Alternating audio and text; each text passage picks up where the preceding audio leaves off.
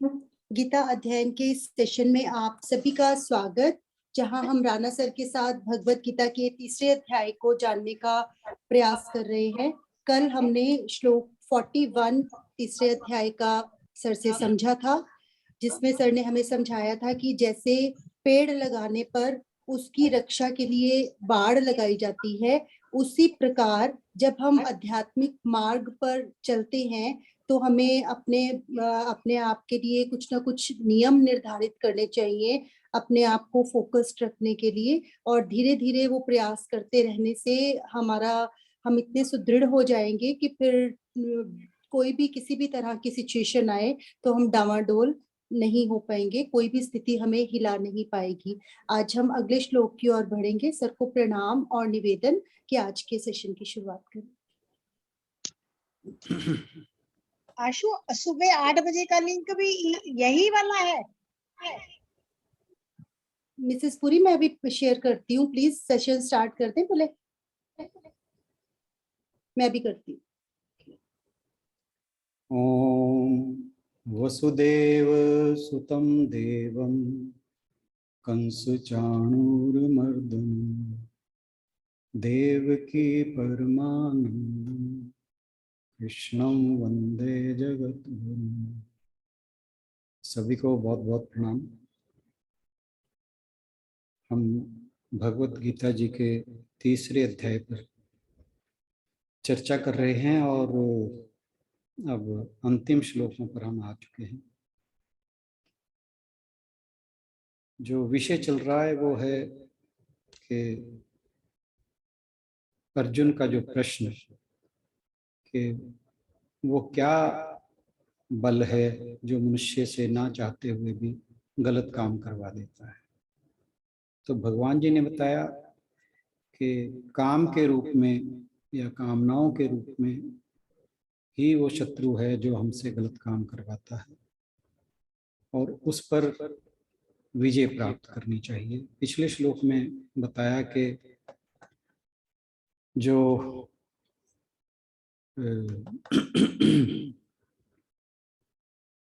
कामरूपी शत्रु है, कहा उसका वध कर डालो, क्योंकि ये ज्ञान और विज्ञान का नाशक है। और कहा कि जो इंद्रियां हैं, तस्मात् त्वम इंद्रियाण आदौ, कि तुम अपनी इंद्रियों को शुरू में ही नियम्य, उन्हें शुरू में ही संयमित कर डालो या नियम में बांध दो या नियंत्रित कर दो। तो यानी काम पर विजय प्राप्त करने से पहले हमें जो इंद्रियां हैं, क्योंकि भगवान जी ने बताया था कि इंद्रियों का जो निवास है वो 3 जगह है, इंद्रियां, मन और बुद्धि। लेकिन सबसे पहला जो उनका डेरा होता है वो इंद्रियां होती है। उसके बाद वो मन की ओर अतिक्रमण कर जाती हैं, उसके बाद फिर वे बुद्धि की ओर अतिक्रमण कर जाती हैं। यानी अगर उन्हें इंद्रियों के स्तर पर ही रोक लिया जाए कामना को, तो फिर मन बुद्धि को वो प्रभावित नहीं कर पाएंगे। तो इसलिए भगवान जी ने कहा कि आदौ नियम्य, कि इंद्रियों को शुरुआत में ही अपने नियंत्रण में कर लो, उनमें उनके लिए नियम मान दो। इसको हम एक एग्जाम्पल से समझ सकते हैं कि जैसे मान लीजिए किसी व्यक्ति का पेट खराब है, तो पेट खराब करने के लिए मान लीजिए वो डॉक्टर से दवाई लेता है। अगर वो खाता ही चला जाए तो दवाई ऐसे व्यक्ति पर कभी काम नहीं करेगी। तो यानी उसे सबसे पहले अपनी जीभ के स्तर पर ही उसे रोकना होगा। तो अगर जीभ के स्तर पर उसे रोक देगा फिर उसका पेट ठीक हो जाएगा। तो अब जो यहाँ भगवान जी ने कहा है कि काम रूपी शत्रु को मार डाल, इसका मतलब हम कल जैसे बात कर रहे थे कि इस काम को कैसे हराना है। तो यहाँ मार डाल जो वर्ड है उसका एज इट इज के भी उसका कोई उसका वध करना है या कुछ उसका नाश करना है, कुछ इस तरह की जो बातें हम सोच रहे हैं वो इस प्रकार से नहीं है। क्योंकि संसार के अंदर किसी चीज का अभाव नहीं हो सकता, ये हमें समझना चाहिए। कामनाएं ऐसा नहीं है कि वो बिल्कुल खत्म हो जाएंगी। तो यहाँ पर जो कहा है कि भी उसको नष्ट कर डालो, या वर्ड यूज किया था भगवान जी ने प्रजही। प्रजही का अर्थ वश में करना भी होता है, नष्ट करना भी होता है, तो वो समझने की बात है। तो यहाँ पर जो मार डालना अगर हम लें तो मार डालने का मतलब ये नहीं कि जो कामनाएं हैं उनका अभाव हो जाए, क्योंकि संसार में किसी भी चीज का अभाव नहीं हो सकता। यहाँ पर कहने का भाव ये है कि जो इनका राजसीपना है, कहा था ना रजोगुण समुद्भव, तो ये रजोगुण के कारण उत्पन्न होती है। तो इनका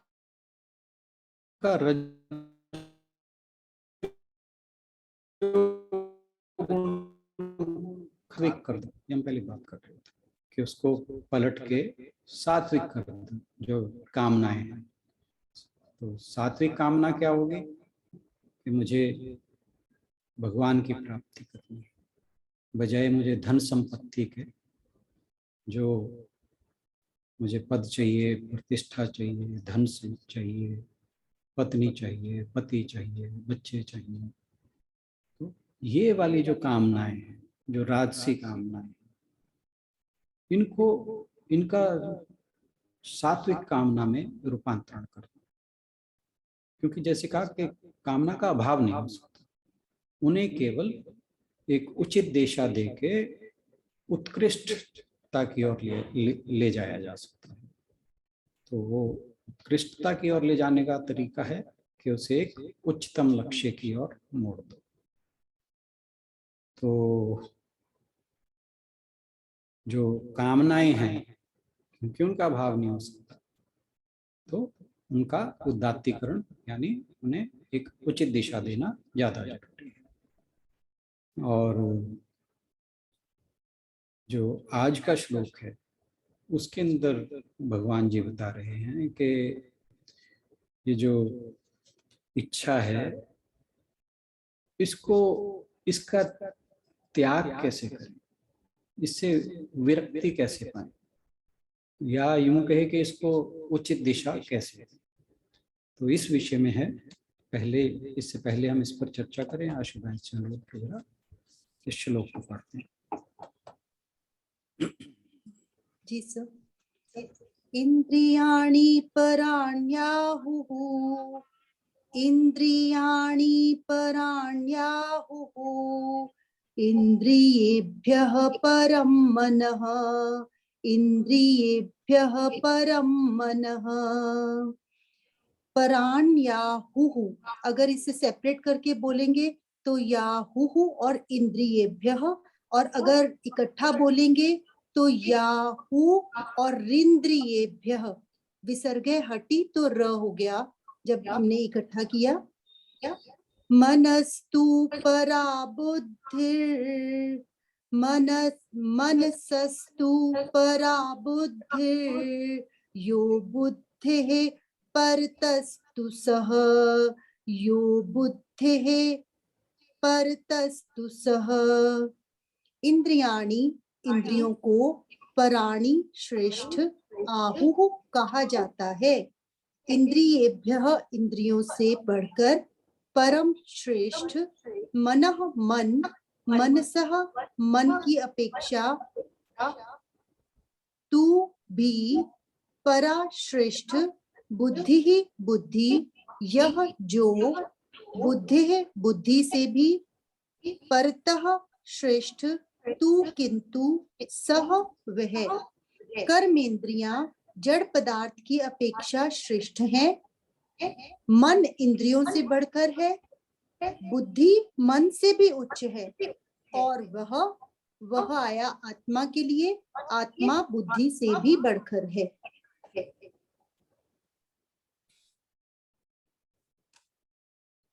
यहाँ पर जो सह वर्ड आया है, एक चीज मैं शेयर करना चाहूँगा कि मैंने काफ़ी कमेंट्रीज को चेक किया।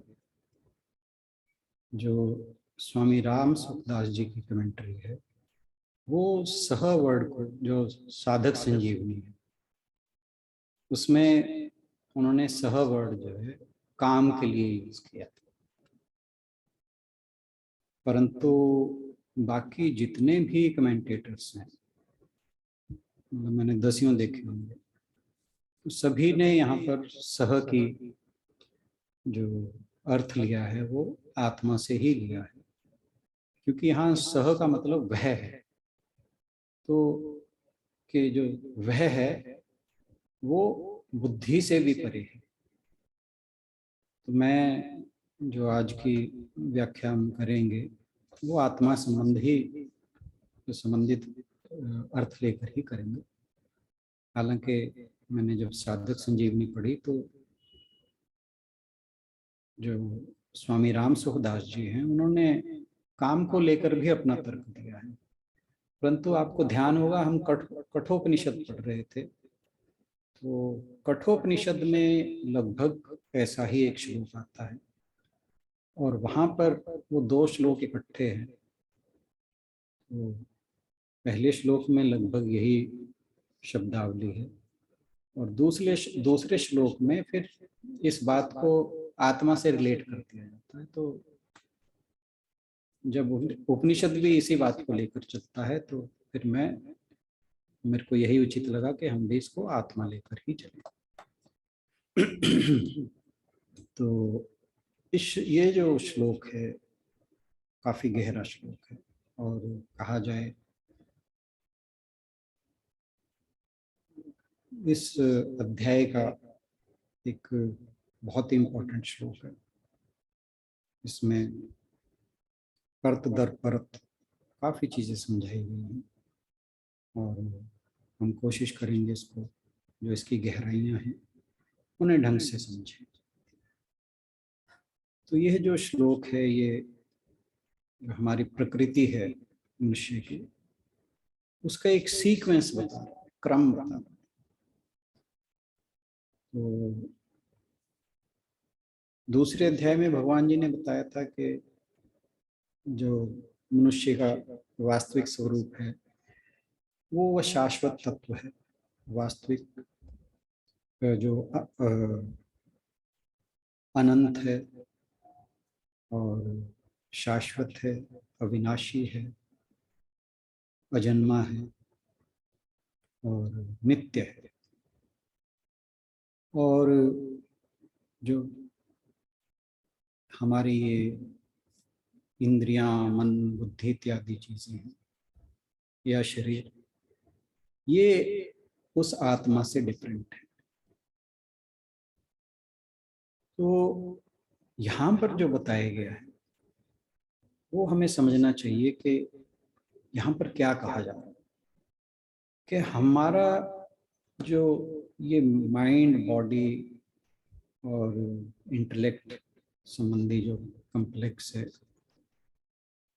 ये इतना शक्तिशाली नहीं है, बलवान नहीं है। और यहाँ पर उनके क्रम में बताया गया कि कौन किससे ज्यादा शक्तिशाली है। और यानी इस श्लोक में एक ऑर्डर बताया गया है और इस ऑर्डर में जो हमें बात समझ आती है कि जो जितना सूक्ष्म है वह उतना ही शक्तिशाली है। और ये जो मनुष्य का शरीर है बड़ा रहस्यमय है। और संसार को देखने के लिए इसमें हमें भगवान ने इंद्रियां दी हैं, और इंद्रियों से आगे मन दिया है, मन से आगे बुद्धि दी है।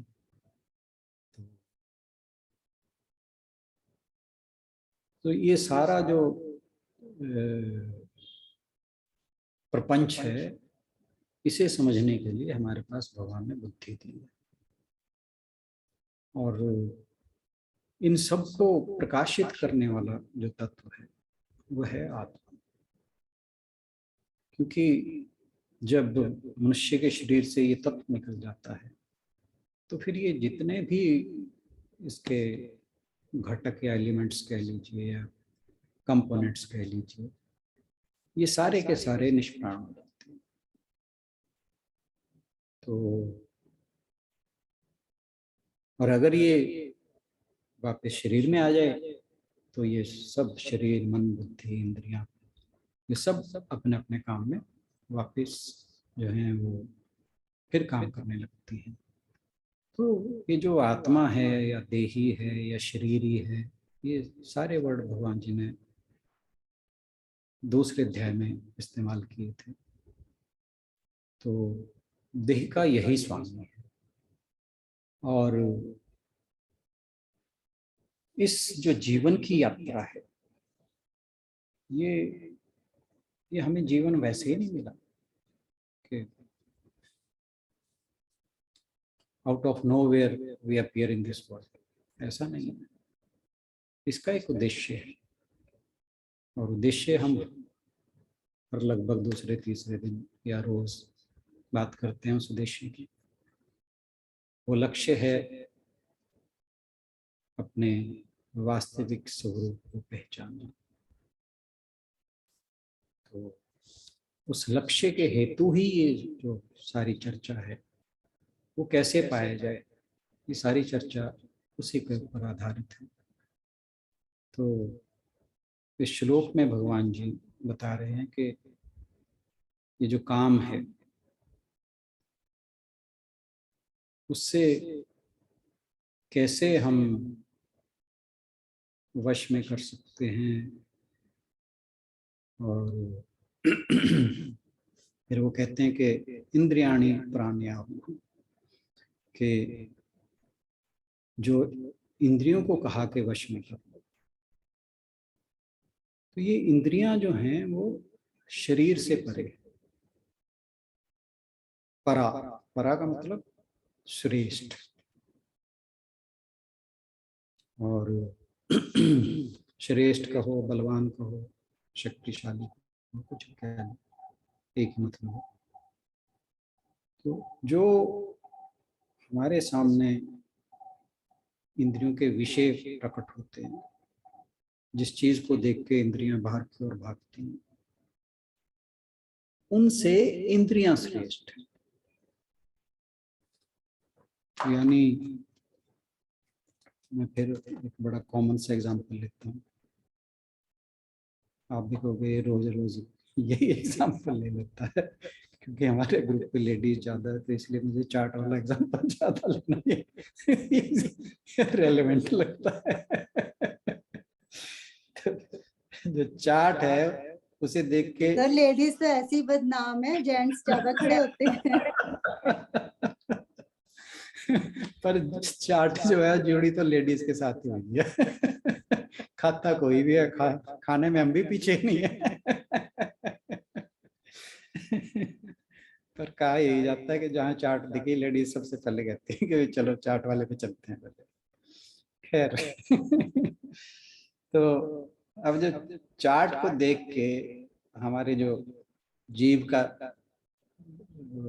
ज्ञान इंद्रिय है वो, उसमें रस पैदा होता है, ठीक है ना। तो अगर वो रस पैदा ना हो तो चार्ट जो है वो इररिलेवेंट हो जाएगी। इसका मतलब ये है कि जो चार्ट है वो स्थूल हो गई, इससे सूक्ष्म जो है हमारी जीव रूपी इंद्रिय या रस कहना चाहिए। तो जो रस है वो चार्ट से ज्यादा सूक्ष्म है। तो यानी इंद्रियां जो हैं जो उनके सामने वस्तुएं, स्थूल वस्तुएं आती हैं जिनसे वो प्रभावित होती हैं, जिनके ऊपर वो भागती हैं, तो वो जो है वो स्थूल हैं और इंद्रियां उनसे सूक्ष्म है। इंद्रियाणी प्राण्याहु का मतलब यही है। तो ये जो, अच्छा दूसरी तरफ अगर हम लें तो शरीर की अगर बात करें तो शरीर हमारा स्थूल है, तो इस शरीर से भी इंद्रियां जो हैं वो सूक्ष्म है, क्योंकि जो ये हमारी शरीर है या देह है ये पंच महाभूतों से बनी है जो सारे स्थूल हैं। और एक इनके स्थूल होने का कैसे पता लगता है कि अगर इसमें प्राण निकाल लिए जाएं तो ये जैसे कि जैसे जहां है वहीं का वहीं रहेगा, इसमें कोई हरकत नहीं हो सकती।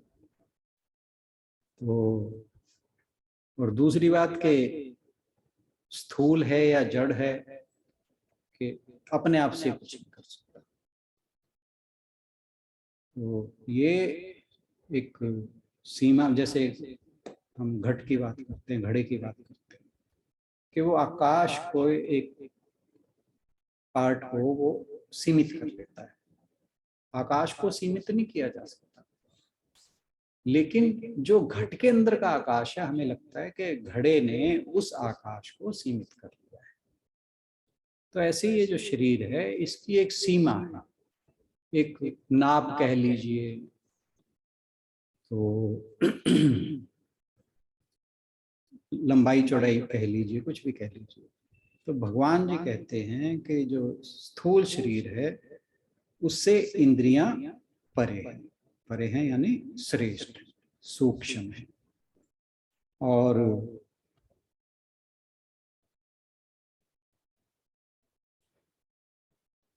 एक चीज और कि जो ये इंद्रियां हैं इनका वास हमारे शरीर में ही है। कहाँ? हमारे आंखों में, हमारे कानों में, हमारे नाक में, हमारी त्वचा पे। तो ये जो सारी चीजें हैं ये हमारे स्थूल शरीर का एक पार्ट है, ये भी बात ध्यान में रखनी होगी। तो ये स्थूल है, लेकिन जो इनकी ये जो इंद्रियां हैं ये सूक्ष्म है। और फिर इससे आगे भगवान जी कहते हैं इंद्रियभ्य परम मनः, के इन इंद्रियों से भी परे मन है। क्यों? क्योंकि ये जो इंद्रियां हैं ये सारी की सारी मन के अधीन है, और जहां जहां मन जाता है वहीं इंद्रियां भी जाती हैं। और विष्णु पुराण में आता है कि मन को आगे करके ये इंद्रियां विषय ग्रहण करने में समर्थ होती हैं। यानी जब तक मन इनके साथ ना हो इंद्रियां अपने आप से कुछ भी नहीं कर सकती, क्योंकि जो मन है वो संकल्प विकल्प उसमें उत्पन्न होते हैं, और जब वो किसी चीज को देखना या सुनना चाहता है फिर ये इंद्रियां भी उसी चीज को देखने या सुनने लगती हैं। आपने ध्यान होगा जो हमने 10वें अध्याय में विभूति योग में सतीश जी ने कराया था, सो साहब ने, कि वहां कहा था कि इंद्रियों में मन नहीं। तो इसका मतलब है जो मन है वो इंद्रियों से श्रेष्ठ।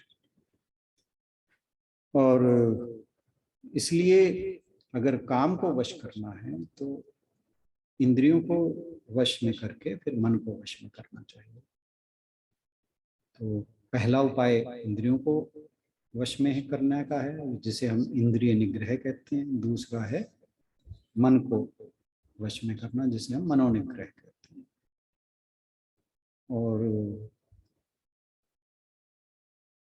जहाँ मैं पढ़ रहा था वहाँ लिखा आया कि मन के 9 गुण हैं, और जब मन को वश में करना है, यानी उसका निग्रह करना है, तो 9 के 9 गुणों का निरोध करना चाहिए।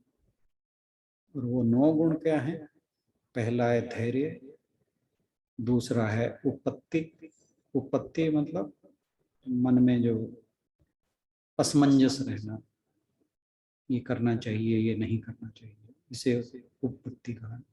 फिर स्मरण, फिर भ्रांति, भ्रम, फिर मनोरथ वृत्ति, और छठा क्षमा, सातवां वैराग्य, आठवां राग द्वेष, नौवां चंचलता।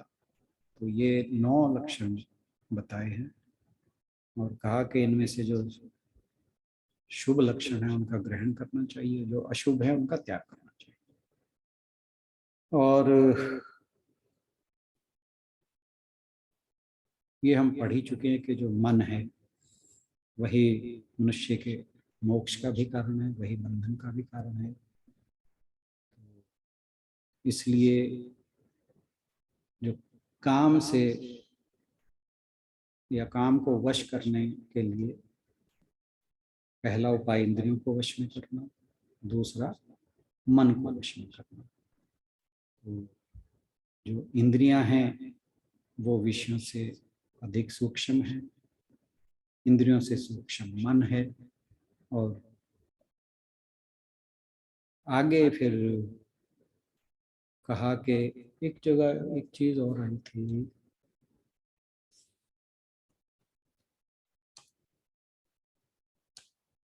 हम 1-2 दिन पहले बात कर रहे थे कि दूसरे अध्याय का 60वां श्लोक कि इंद्रियाणि परमात्मी हरन्ति परसभं मनः, कि इंद्रियां बलवान हैं और ये मन को अपनी ओर खींचती हैं।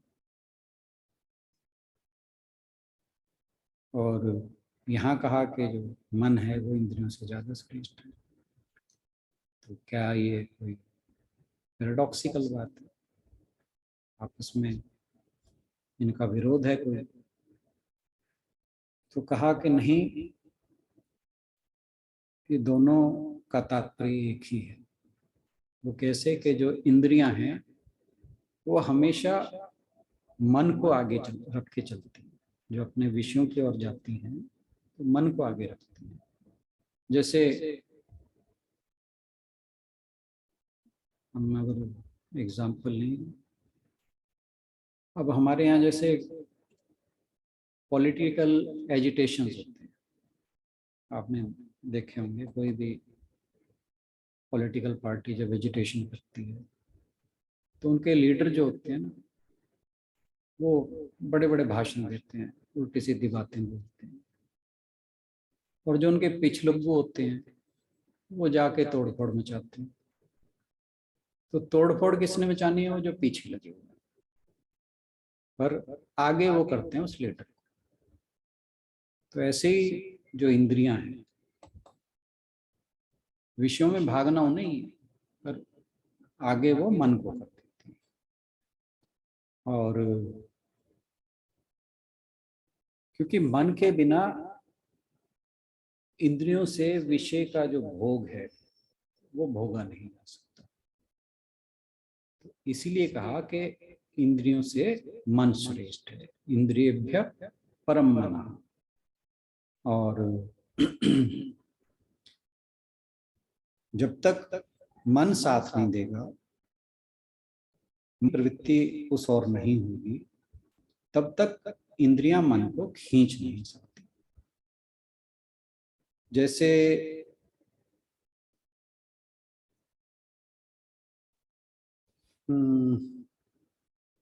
हम एक और एग्जांपल लेते हैं विश्वामित्र जी का। विश्वामित्र जी को ज्ञानी थे, वो बहुत बड़े तपस्वी थे। और जब उन्होंने मेनका नाम की अप्सरा को देखा तो उनका मन विचलित हो गया। तो लेकिन अगर मन विचलित नहीं होता तो अप्सरा को देख के कोई फर्क नहीं था पड़ना चाहिए, क्योंकि उनका मन विचलित हुआ, इसलिए वो अप्सरा की ओर आकर्षित हुआ। ऐसे ही एक और अप्सरा और ऋषि का एग्जाम्पल है शुकदेव जी का और रंभा का। तो जो रंभा थी वो शुकदेव जी की तपस्या को भंग करने गई थी। अब रंभा को शुकदेव जी ने देखा और उनके ऊपर, उनके मन पे कोई असर नहीं हुआ, और बल्कि उन्होंने उसे प्रताड़ित करके वहां से भगा दिया। तो यानी अगर मन ना जाए तो इंद्रियां कुछ नहीं कर सकती। इंद्रियां अपनी ओर तभी खींच सकती हैं जब मन इस चीज की इजाजत देता है। तो इसलिए काम से बचने के लिए, काम को वश में करने के लिए भगवान जी कहते हैं कि इंद्रियों के बाद मन को वश में करना बहुत जरूरी है, क्योंकि मन इंद्रियों से ज्यादा श्रेष्ठ है। फिर अगले पार्ट में भगवान जी कहते हैं मनस्सस्तु परा बुद्धि, इस मन से भी परे बुद्धि है। क्योंकि मन जो है उसके अंदर संकल्प विकल्प उठते रहते हैं, और बुद्धि जो होती है वो निश्चयात्मिका होती है, उसकी वृत्ति निश्चय करने की है। तो जब मन के अंदर कोई विचार होता है तो उसके अंदर उस विचार को या इच्छा को पूरा करने के लिए संकल्प विकल्प उठते हैं कि क्या करना चाहिए, क्या नहीं करना चाहिए, मैं क्या करूं या ना करूं। तो जो बुद्धि है फिर वो इस बात का निश्चय करती है कि करना चाहिए या नहीं, कि तू ये काम कर या ना। तो बुद्धि के अधीन होकर, बुद्धि के अनुकूल मन ने इंद्रियों के साथ जब किसी कर्म का साधन किया, तो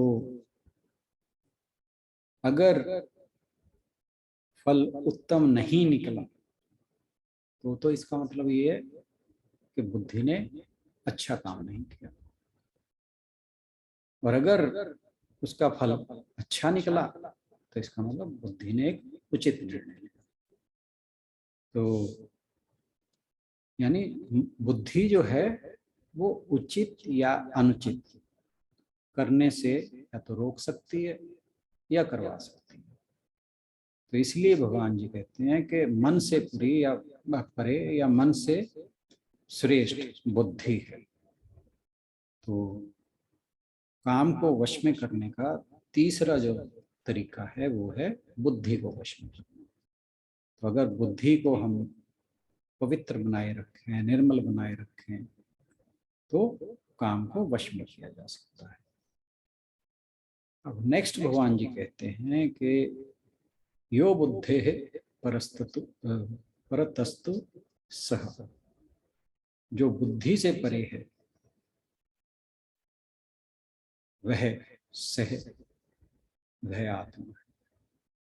वह बुद्धि से परे है, और वह कौन है? आत्मा। तो जो बुद्धि है अगर वो निर्मल रहती है, जो उसमें सही या गलत का विवेक है, तो वह प्रकाश जो उसके अंदर है वो आत्मा का प्रकाश है।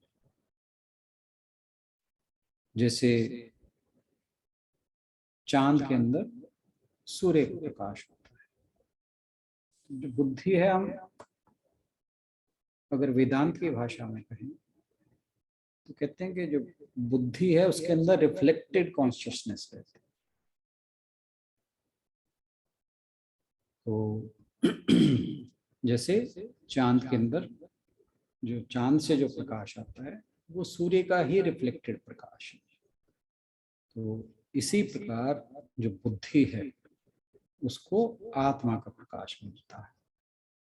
तो इसलिए जो ये आत्मा है ये सबसे परे है। आत्मा के प्रकाश से ही ये सारा जो प्रपंच है वो प्रकाशित हो रहा है, कार्यान्वित हो रहा है, कार्यशील हो रहा है।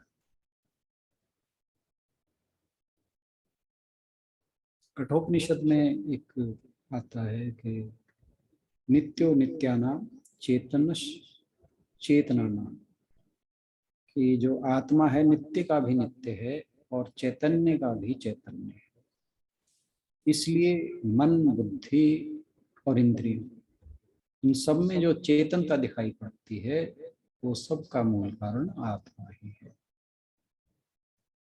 तो अगर हम इन सारी बातों को एक बार फिर से देखें कि जो शरीर है वो सबसे स्थूल पहलू है, उससे सूक्ष्म इंद्रियां हैं, उससे सूक्ष्म मन है, जो जिसमें संकल्प विकल्प उठते हैं लेकिन निर्णय नहीं ले पाते। उसमें संकल्प विकल्प तो उठते हैं, ये करना चाहिए, ये नहीं करना चाहिए। तो मन से सूक्ष्म बुद्धि है, जो मन में विचार उठते हैं, संकल्प विकल्प उठते हैं, तो ये उनको एनालाइज करती है कि क्या करना ठीक होगा, क्या करना गलत होगा। तो अगर बुद्धि निर्मल है, शुद्ध है, तो विवेकी है, तो वो गलत काम करने से रोकेंगे। लेकिन जैसे हमने पहले पढ़ा था कि अगर ये सारे के सारे इकट्ठे हो जाएं फिर वो मनुष्य का सर्वनाश कर देते हैं। तो इन सब को बुद्धि से आगे जो इससे भी परे है वो है आत्मा।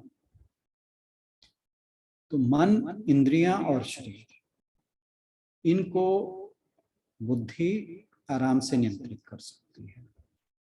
और जैसे हम कोई एग्जांपल ले लें कि एक व्यक्ति कोई शराब छोड़ना चाहता है, तो जय गोपाल जी कहेंगे कि शराब छुड़वा के मानेगा।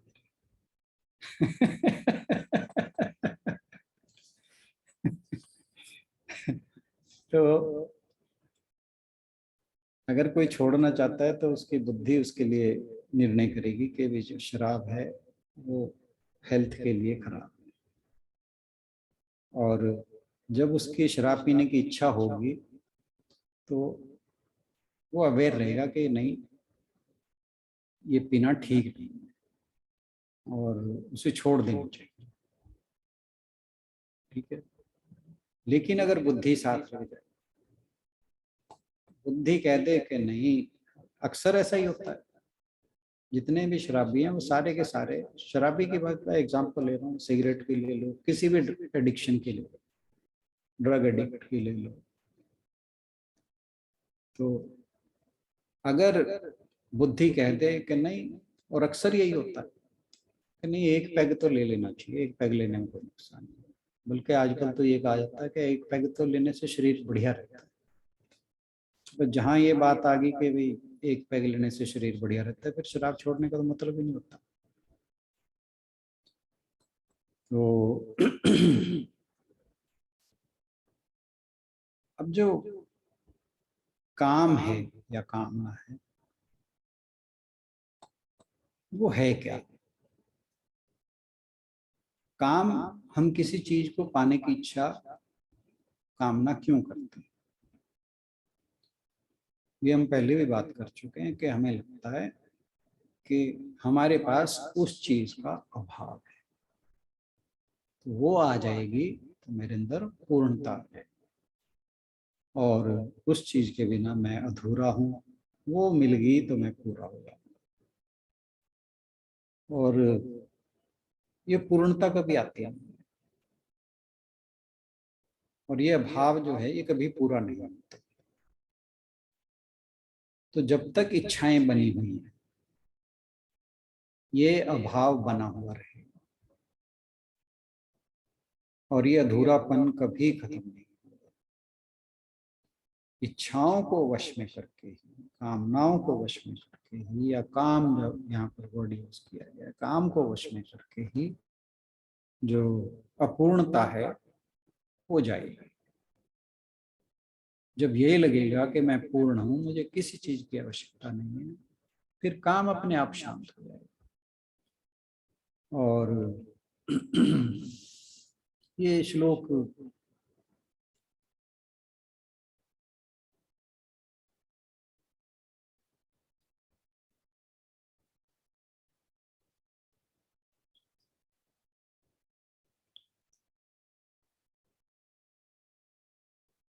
एक और श्लोक है कठोपनिषद से।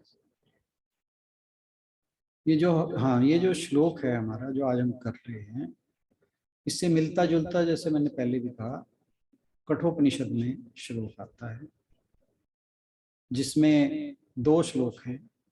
मैंने शुरू में ही कहा था कि क्योंकि वहां पर जो सह वर्ड है वो आत्मा के लिए यूज किया गया है, इसीलिए हम आज की चर्चा में यहाँ पर हम आत्मा को यूज करेंगे, ना कि जैसे स्वामी राम सूरदास जी ने साधक संजीवनी में काम को लिया, वो व्याख्या लेंगे।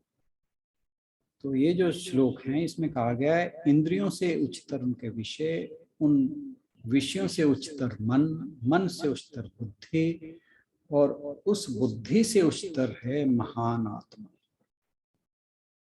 और फिर अगले श्लोक में कहा, उस महान आत्मा से उच्चतर अव्यक्त है, अव्यक्त से उच्चतर पुरुष है, पुरुष से उच्चतर कुछ भी नहीं।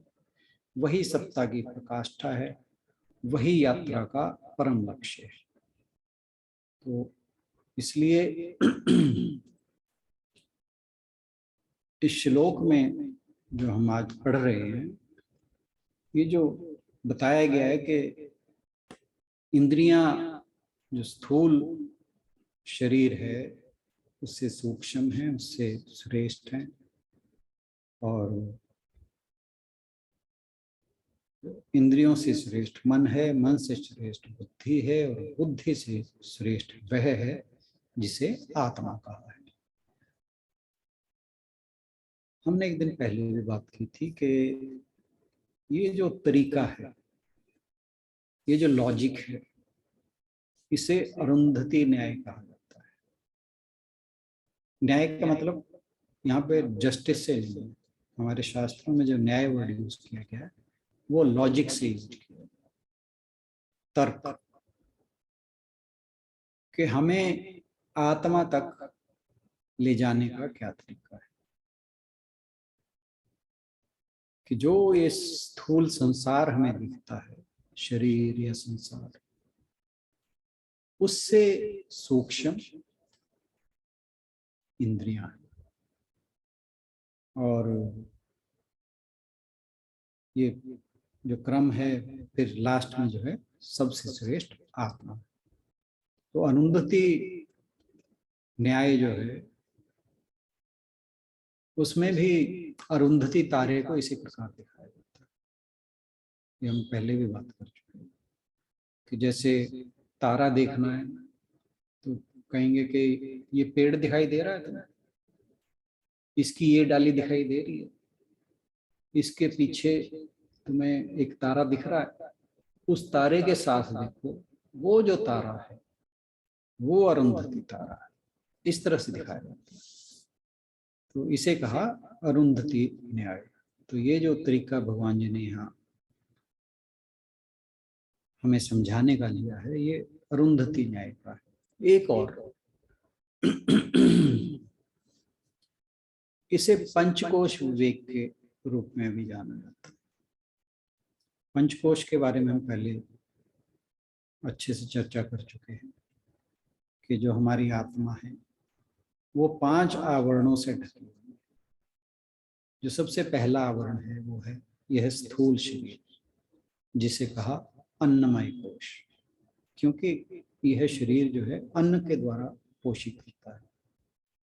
अगर इसका अन्न रोक दिया जाए, खाना पीना रोक दिया जाए, तो ये खत्म हो जाएगा। दूसरा प्राणमय कोश, जो नेक्स्ट लेवल है, सूक्ष्म लेवल है, वो है प्राणमय कोश, क्योंकि जब तक प्राण है तभी तक ये शरीर काम कर रहा है। फिर है मनोमय कोश। तो जो इंद्रियां और मन है वो मनोमय कोश का पार्ट। फिर है विज्ञानमय कोश। विज्ञानमय कोश यानी जो बुद्धि का स्तर है उसे विज्ञानमय कोश कहा जाता है। तो पंचकोश विवेक में ये 4 कोश हैं। 5वां कोश होता है आनंदमय कोश और उसके परे आत्मा। यहाँ पर आनंदमय कोश की बात नहीं की। भगवान जी ने मतलब ये पंचकोश विवेक को थोड़ा सा सिंप्लीफाई कर दिया। इन्होंने बस ये 4 चीजें ली, इंद्रियां, मन, बुद्धि और आत्मा। तो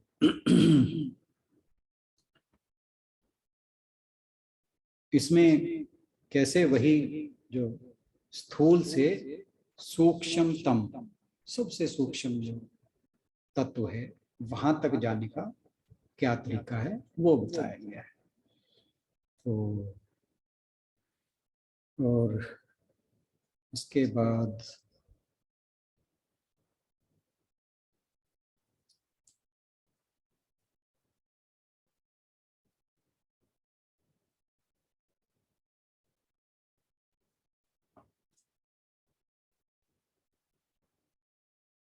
एक जो आया था कि इंद्रिभ्य परमना, कि इंद्रियों से श्रेष्ठ मन है।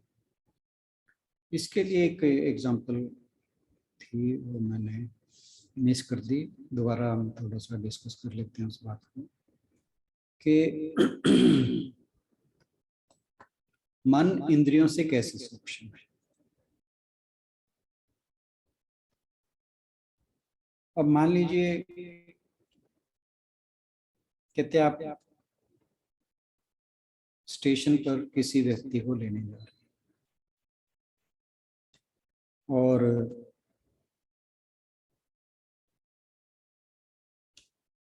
जो व्यक्ति है वो आपने देखा नहीं, आपको बताया गया कि उसकी फलां डब्बा है और फलां सीट। तो आप उस कोच और सीट के ऊपर आपका ध्यान है। रास्ते में आपको पूरी भीड़ मिलती है, तरह तरह की आवाजें सुनाई देती हैं, सब लोग दिखाई देते हैं, परंतु आपका फोकस जो है वो उस डिब्बे यानी कोच या सीट के नंबर के ऊपर, वो व्यक्ति वहां बैठा है। तो मान लीजिए वो व्यक्ति आपके पास से निकल जाए, लेकिन मन जो है वो केंद्रित वही है, कोच और सीट नंबर। तो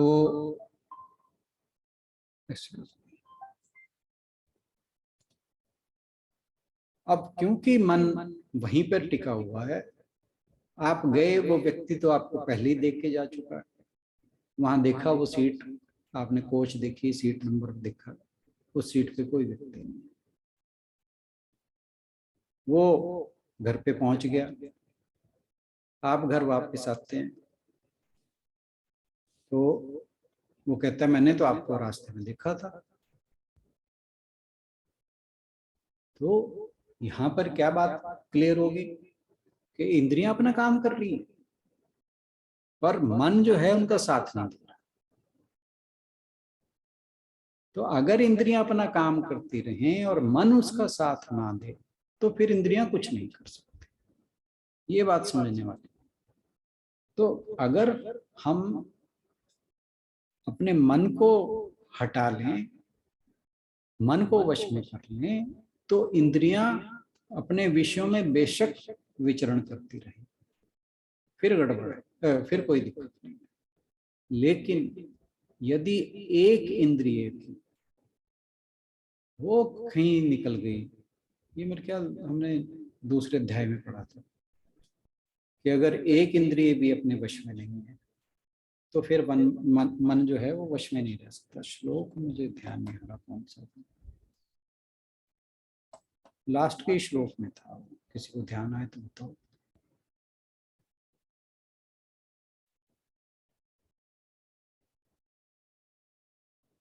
एक्सक्यूज मी सर, मुझे ये एग्जांपल समझ नहीं आई कि वो उसका मन ने साथ नहीं दिया, मुझे समझ नहीं आया। मैं क्लियर करता हूँ हाँ।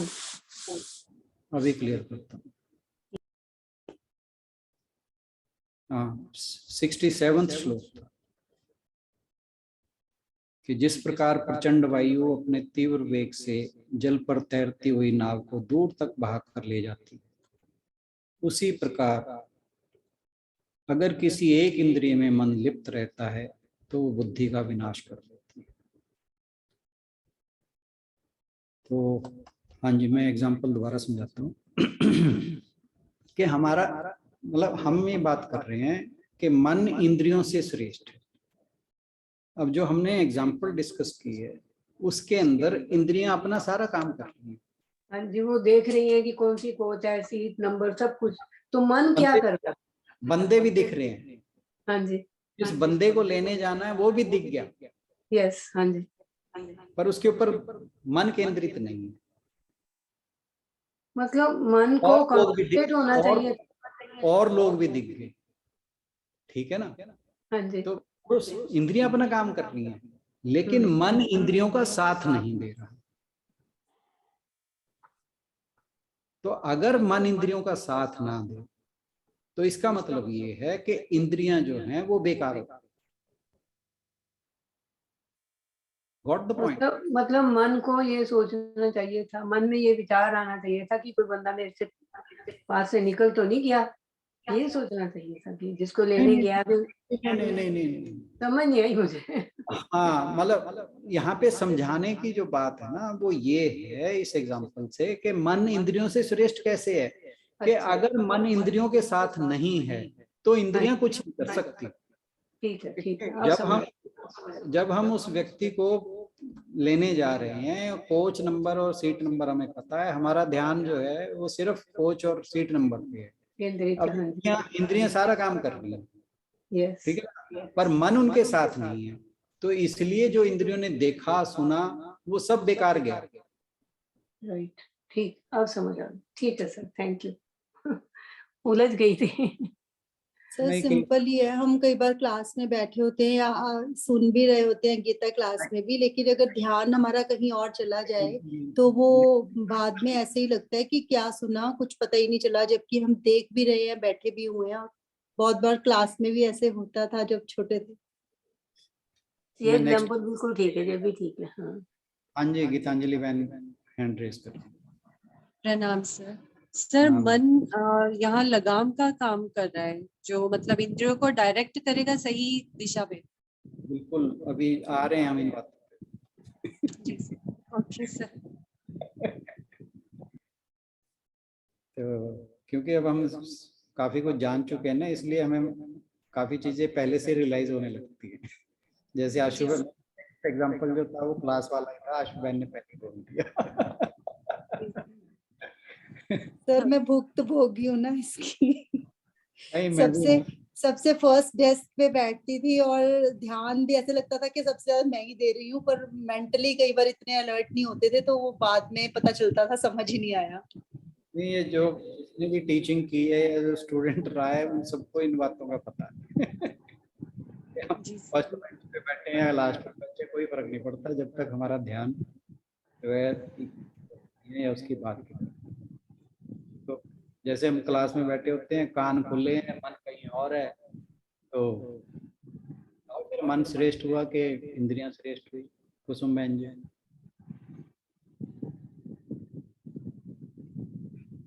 जी सर, अब तो समझ आ गया। क्लियर हो गया बिल्कुल। क्लास में जो टीचर बोल रहा है कान तो सुन रहे हैं, हाँ जी, आंखें बोर्ड पे देख भी रही हैं, पर मन जो है वो क्लास से बाहर घूम रहा है। तो इसलिए अगर मन साथ नहीं है तो इंद्रियां जो मर्जी करती रहें, वो कुछ नहीं कर सकता। बिल्कुल, अब बिल्कुल क्लियर हो गया। Thank you sir. Thank you too. तो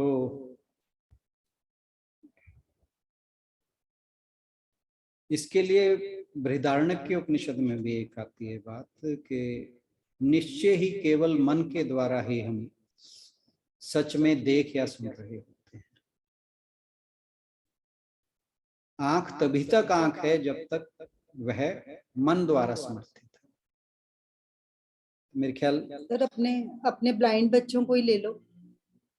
हाँ, बिल्कुल बिल्कुल। विजुअली जो हमारे चैलेंज बच्चे हैं, आंखें नहीं है उनकी, देखते नहीं, बट पूरा ध्यान, एक भी गलती नहीं करते हैं वो। बिल्कुल।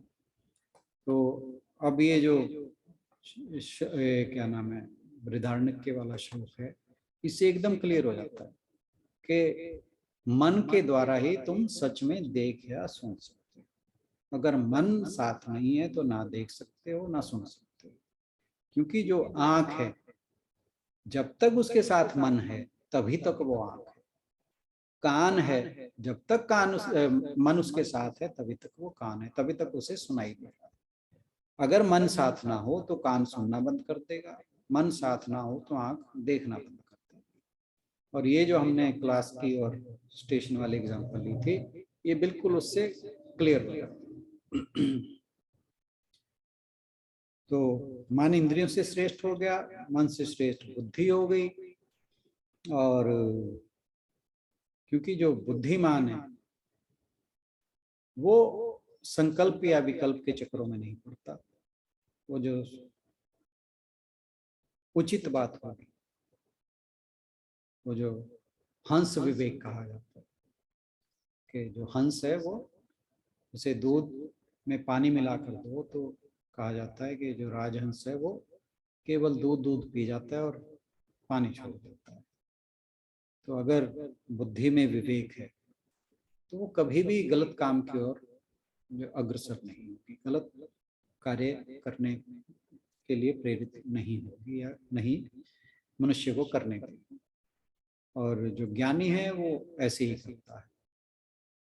और आपको ध्यान होगा जो दूसरे अध्याय में एक श्लोक आया था, अशोच्यानन वशोचस्त्वं प्रज्ञावादांश भाष्य गतासूनगतासूंश्च नानुशोचन्ति पंडिता। जो भगवान जी ने सबसे पहला श्लोक था जब अर्जुन को लताड़ते हुए बोला था कि तुम बातें तो बड़ी ज्ञानियों जैसी कर रहे हो, प्रज्ञावादांश भाष्य, लेकिन गतासून अगतासूंश्च नानुशोचन्ति पंडिता, कि जो चले गए हैं या यहाँ हैं उनके संबंध में जो पंडित हैं, जो विवेकी हैं, वो शोक नहीं करते। तो यानी जो बुद्धिमान लोग हैं वो भावनाओं के चक्कर में नहीं पड़ते।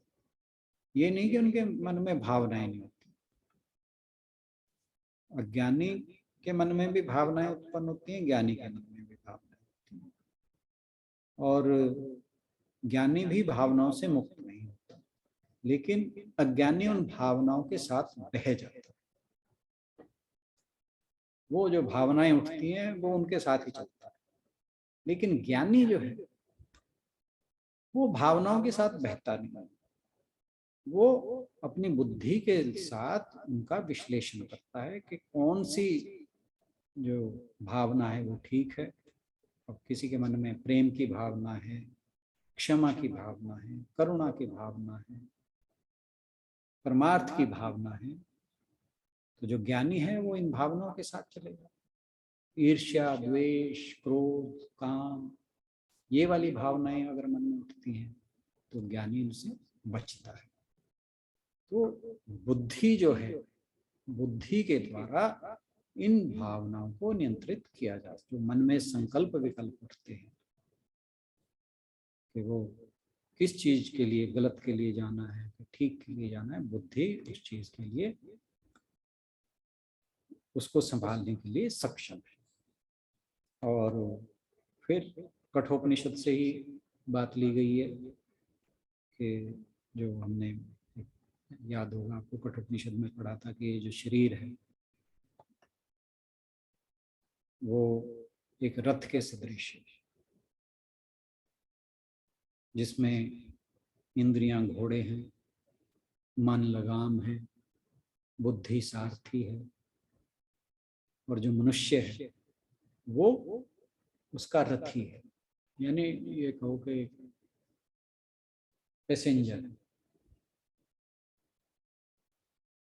और ये जो यात्रा है मनुष्य के जीवन की, ये जैसे हमने अभी कुछ देर पहले बात की थी, ये बिना प्रयोजन की नहीं है।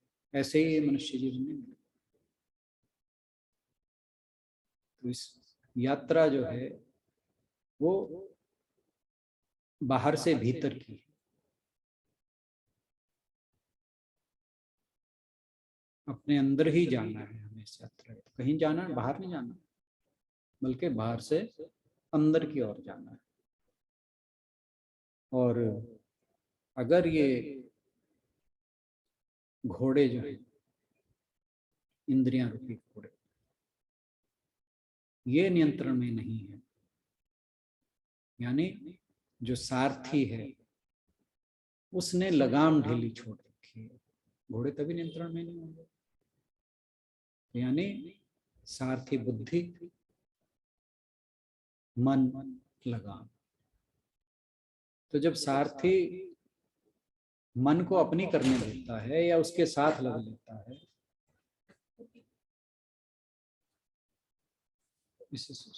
एक्सक्यूज मी,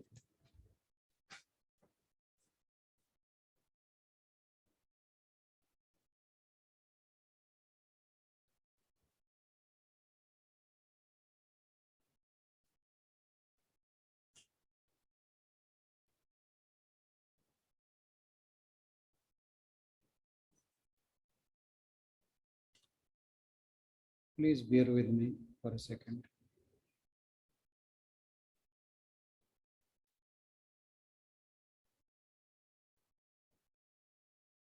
ये 6 7 8 8 सॉरी फॉर द इंटरप्शन। मैं इस टाइम फोन बंद करके रखता हूँ, ओटीपी आया था भाई तो इसलिए एनीहाउ, तो ये जो जीवन यात्रा है उसका लक्ष्य है परमात्मा की प्राप्ति, अपने वास्तविक स्वरूप को पहचानना या ब्रह्म को ज्ञान। तो अगर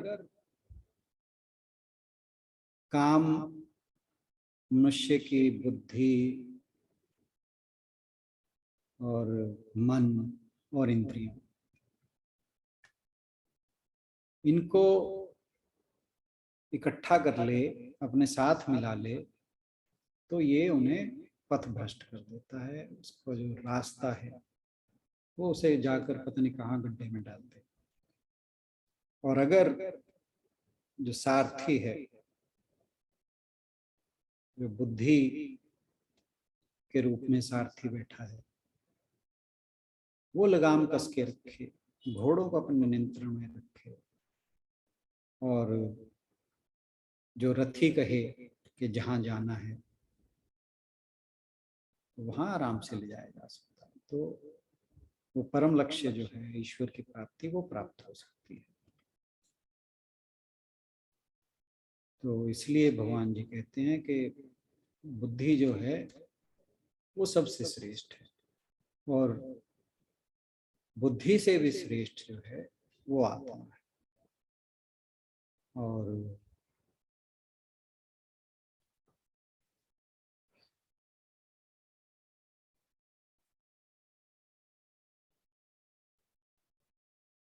इसके विषय में शंकराचार्य जी विवेक चूड़ामणि में कहते हैं कि आंखों का खराब होना या ठीक होना, जैसे अंधापन, कमजोरी या बहुत साफ दिखाई देना, ये आंखों के दोष हैं।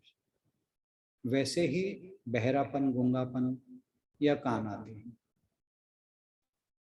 तो ये जो गुण या दोष हैं, ये इन आंखों के, कानों के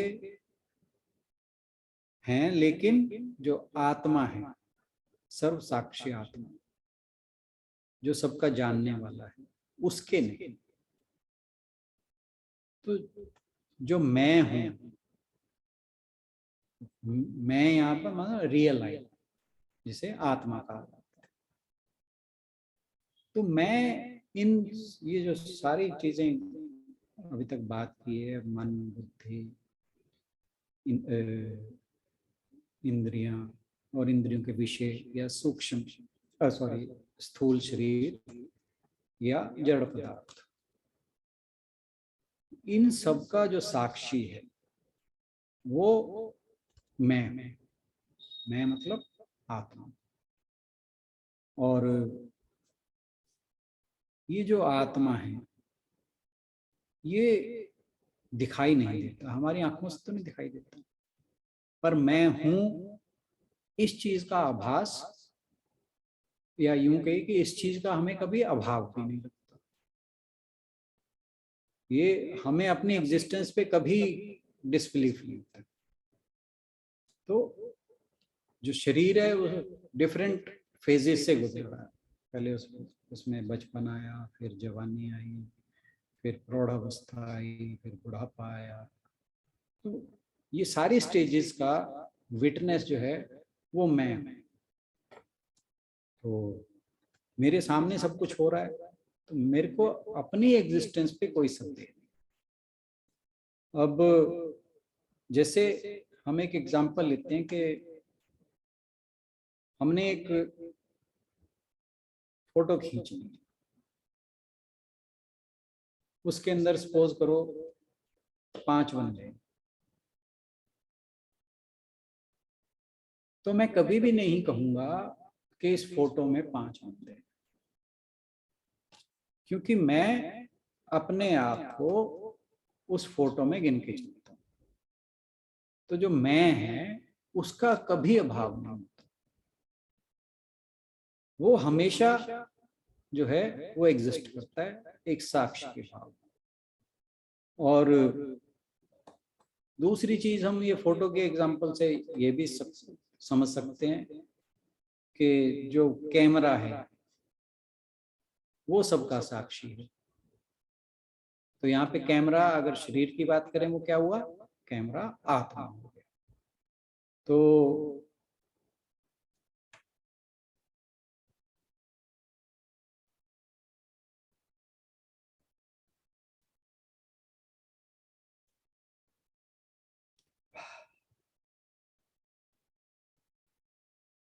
स्थूल की अपेक्षा जो सूक्ष्म है वो हमेशा श्रेष्ठ है, और ये हमने क्रम देख ही लिया। तो आत्मा जो है वो सबसे श्रेष्ठ है।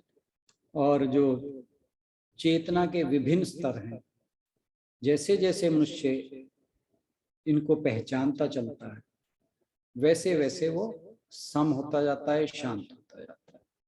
और जो विवेकी मनुष्य है वो अपने अंदर जो आत्मा स्थित है उसको फॉलो करता है। वो समझता है कि मेरे अंदर कुछ है जो इन सब चीजों को प्रकाशित कर रहा है। और जब वो काम के पीछे भागने के बजाय उस साक्षी को जानने के प्रयास में लग जाता है, या कहें कि भगवत प्राप्ति की इच्छा करने लग जाता है, उस काम को रूपांतरित कर देता है, उस काम को विषयों की बजाय अंदर की ओर मोड़ देता है, या कहें कि भगवान के प्रेम में लगा देता है। ठीक है ना, विषयों के प्रेम के बजाय भगवान के प्रेम में लगा देता है। तो फिर जो मनुष्य का जीवन है वो सार्थक हो जाता है। और इसके बाद जो लास्ट श्लोक है उसमें भगवान जी इस विषय को कंक्लूड करेंगे। आज के लिए इतना ही। बहुत बहुत थैंक यू सो मच।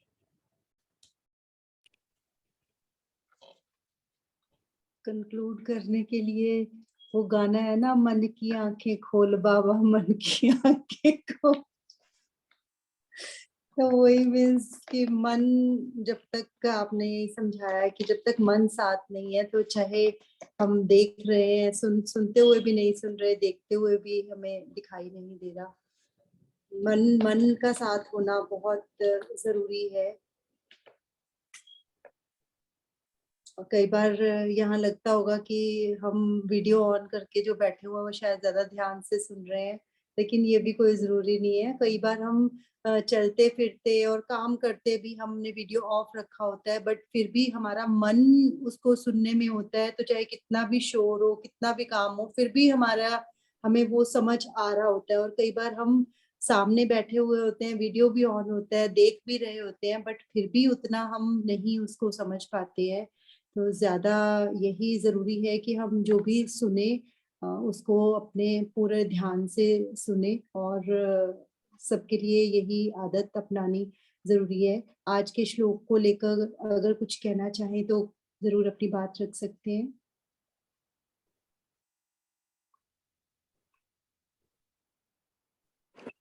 हाँ जी, जय श्री कृष्ण जी।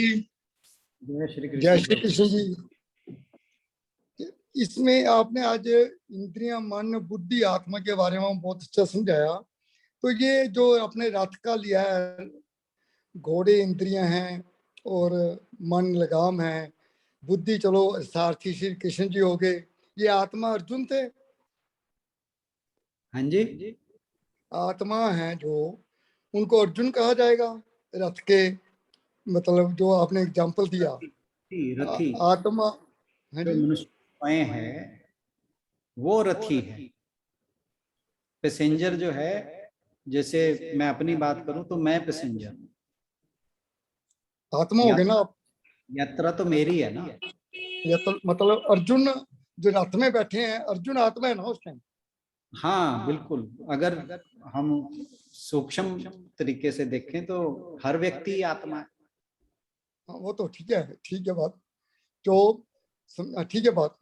सारथी ने रथ को मतलब, हाँ लास्ट तो अर्जुन के पास ही था ना, कृष्ण जी को भाई नहीं यहाँ से यहाँ ले चलो, यहाँ पे मतलब। यहाँ पे हम अर्जुन और कृष्ण जी की बात ना करें तो फिर ज्यादा क्लियर हो जाएगी बात। नहीं ठीक है, चलो ठीक है बात। और यहाँ आपने पे एक बात और की है, इंद्रियां, मन, बुद्धि, आत्मा सारे इकट्ठे हो जाएं तो सर्वनाश होता है। आत्मा नहीं, बाकी बाकी सारी। इंद्रिया, मन, बुद्धि, ठीक है। ठीक, आत्मा ठीक है। आत्मा इकट्ठी नहीं हो सकती इनके साथ। वो आत्मा तो आत्मा उसका तो इकट्ठी, ये अलग है। ठीक, उसका। अच्छा, मेरे एक हंस का भी इंतजाम कर दो, दूध का पता चल जाएगा कौन कौन सा पानी पवा दूध में। हंस वाले ने पिला ले करेंगे।